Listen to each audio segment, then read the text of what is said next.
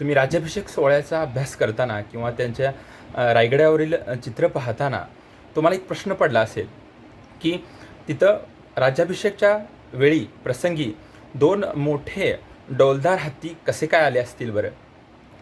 रायगडावर जाण्यासाठी आणि रायगडावरून उतरण्यासाठी फार अडचणीचा सामना करावा लागतो. मग अशावेळी इतके मोठे डौलदार हत्ती कसे आले असतील, तर याचं उत्तर इतिहासात मिळतं.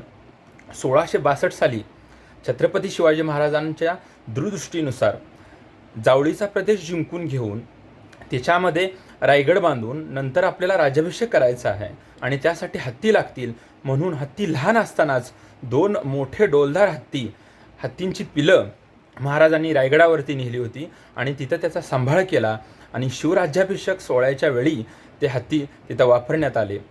याचं लिखाण करून ठेवलं आहे ते हेनरी ऑक्झिंग्टन या इंग्रज अधिकाऱ्याने